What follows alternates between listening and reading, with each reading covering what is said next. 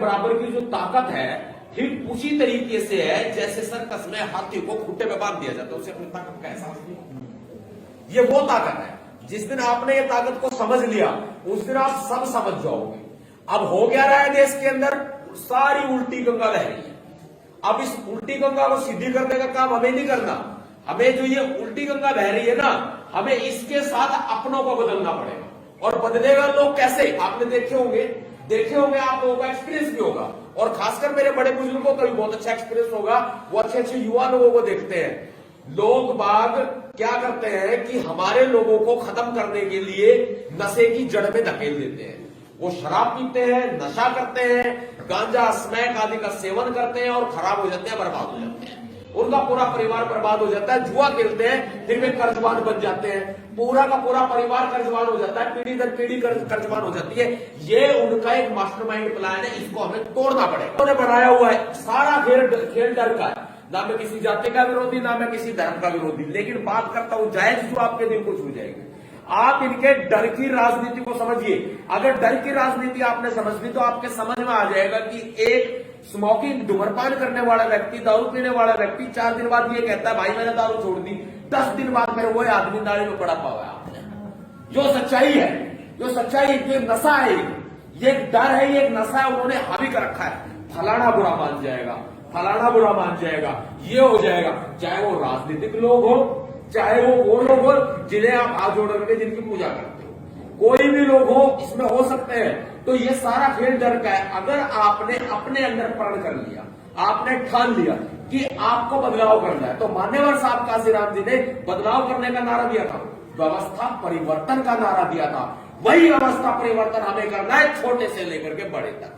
एक भी व्यक्ति को बहुजन समाज के मिशन से जोड़ने के लिए तैयार करना है, एक भी व्यक्ति को नहीं छोड़ना।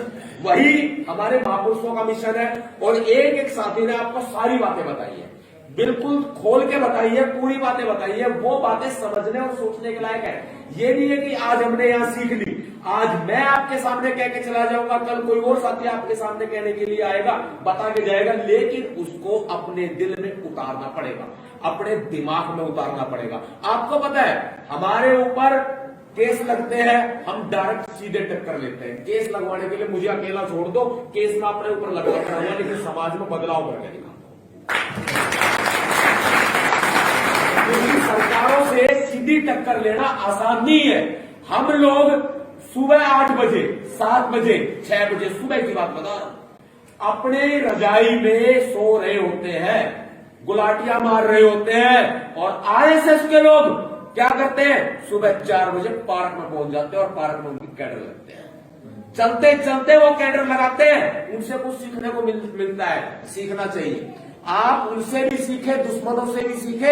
सबसे बड़े दुश्मनों से सीखने की वाली बात है, आप लोगों को अगर गुलाम बनाया है तो ये सदियों पुरानी गुलामी है, ये ऐसे खत्म नहीं हो सकती, चंद मिनट के लेक्चर से खत्म नहीं होगी। अपने दिमाग में बैठाना पड़ेगा, अपने दिल में बैठाना पड़ेगा, क्योंकि हम तो वो लोग हैं जो दुश्मनों के दिमाग में और अपनों के दिलों पर राज करते हैं। यहां से कैसे निकालेंगे? महापुरुषों का मिशन और भारत का संविधान खत्म करने के लिए भारतीय जनता पार्टी की सरकार आई है। पूरे 95 इयर्स जो है वो हो चुके हैं आरएसएस की स्थापना को। इनका लक्ष्य है 100 साल पूरे होने पे पूरा मनुवादियों का राज लाया जाए। सारा झगड़ा राज का है, सारा झगड़ा गुलामी का है, सारा झगड़ा हमें गुलाम बनाए रखने के लिए सिर्फ और सिर्फ उन लोगों का है कि चंद लोग हमारे ऊपर राज करें, गुलामी करें, अत्याचार करें। आज दिल्ली की धरती पे मैं खड़ा बोल रहा हूं, राजस्थान भी जाते हैं, पंजाब भी जाते हैं, पूरे देश भर में जाते हैं। पूरा राजस्थान उठा के देख लो आप, कहीं घोड़ी पे चढ़ने से रोका जाता है, उतारा जाता है, दलित की बारात में निकालने जाती। क्यों भाई, घोड़ी इनकी बुआ लगती है क्या? क्यों नहीं चढ़ने दिया जाता घोड़ी पे? लड़ाई वो है, अत्याचारों के खिलाफ है। समझना पड़ेगा, किसी जाति धर्म से लड़ाई नहीं है। आप ये समझ लीजिए, कोई तो बड़ा फिरे रविदास पंथी, बहुत सच्ची और कड़वी बात कहूंगा, कोई बड़ा फिरे रविदास पंथी और कोई बड़ा फिरे कबीर पंथी, कोई बड़ा फिरे बुद्धिस्ट। इन सबको एक मिला लो, जो बाबा साहब ने रास्ता दिखाया है।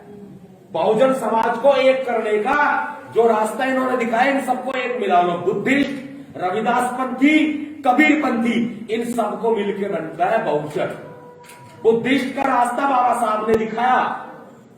कबीर साहब ने मानवता की मिसाल पेश की, गुरु रविदास साहब ने मानवता की मिसाल पेश की। हमारे जितने भी महापुरुष हैं, सबका सम्मान करो, सबका सत्कार करो और अपने संविधान को बचाने के लिए सड़कों पर भी उतरना पड़े तो सड़क की लड़ाई करनी पड़ेगी, क्योंकि सड़क हमारी संसद है। हम संसद में नहीं है अभी, सड़क हमारी संसद है, वो भी हमें लड़ाई लड़नी पड़ेगी।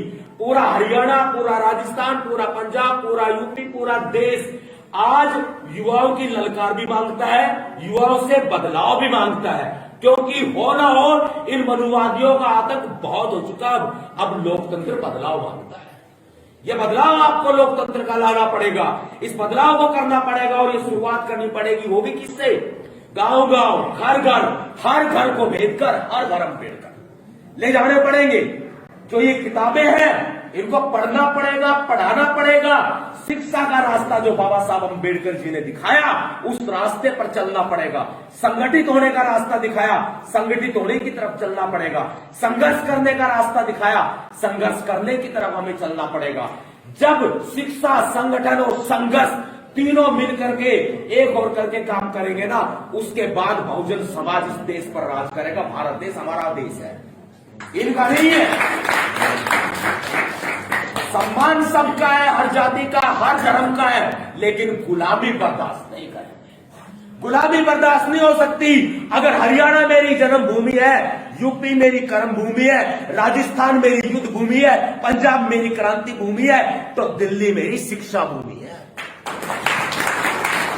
पूरे देश में बदलाव करेंगे, एक एक राज्य का नंबर आएगा। एक एक घर से एक एक साथी को निकल के आना पड़ेगा। हर एक घर से एक एक भीम सैनिक चाहिए होगा। और बड़े बुजुर्गों को सोच लेना होगा कि युवाओं को डराना नहीं है। जब बड़े बुजुर्ग कहते हैं बेटा हमारा बुढ़ापा खराब हो जाएगा, मेरे फादर खुद इस बात को कहते हैं, बेटा बुढ़ापा खराब हो जाएगा, ये सरकार केस लगा के अंदर कर देगी। मैं पापा जी से कहता हूं, पापा जी आर्मी से रिटायर हो, जीना आपने सिखाया है, लड़ना आपने सिखाया, तो आज मुझे रोक क्यों रहे हो? तो पीठ थपथपा देते हैं, बेटा खून कर, कोई दिक्कत नहीं।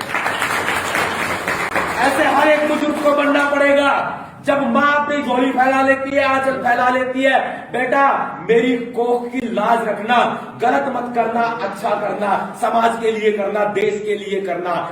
जब हम लोग आगे बढ़ते हैं, लेकिन जब माँ के दिल में डर महसूस होता है ना, जब माँ ये कहती है कि बेटा कहीं फंस के मत बैठ जाना, तो माँ को एक बात कहते हैं, माँ समाज को समर्पित कर दिया तो समाज के लिए ही रहने देना।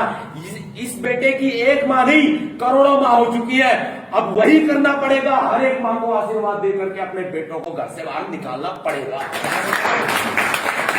हर एक बहन को ये ना समझे कि बहन कमजोर है।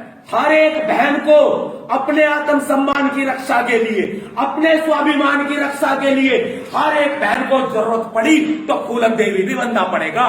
भारत का संविधान रक्षा करने के लिए तैयार बैठा हुआ है। भारत का संविधान बचाने के लिए हम तैयार बैठे हैं। और बहनों को एक काम और करना पड़ेगा कि भाई जा, मनुवादियों की बैंड बजानी हमने सीखी है। संविधान की रक्षा करनी है, आपको देश की रक्षा करनी है, आपको समाज की रक्षा करनी है, अपनी बहन की लाज बचानी है, अपनी बहन की इज्जत बचानी है। आगे बढ़, अपने भाइयों को हौसला हमारी बहनों को देना पड़ेगा। हमारी बहनें जब हौसला देगी, और युवा साथी डरना किसी से नहीं है। कानून हाथ में लेने की बात नहीं करता मैं, क्योंकि ये कानून ही हमें सुरक्षा देता है। देश का संविधान हमें अधिकार देता है कि अगर आपके ऊपर अत्याचार होता है, शोषण होता है, आपको घर में घुस के कोई मारता है, तो आप उस पर पलटवार करने के लिए तैयार है, पलटवार करें। जब देश की सेना के हाथों में हथियार है, जब भारत की पुलिस के हाथों में हथियार है, तो हमें भी अपनी सुरक्षा के लिए कदम तो बढ़ाने पड़ेंगे ना। हमें भी अपनी सुरक्षा खुद करनी पड़ेगी ना। तभी महापुरुषों के रास्ते पर चलते हुए हर एक भीम सैनिक को, हर एक युवा को फौलाद बनना पड़ेगा।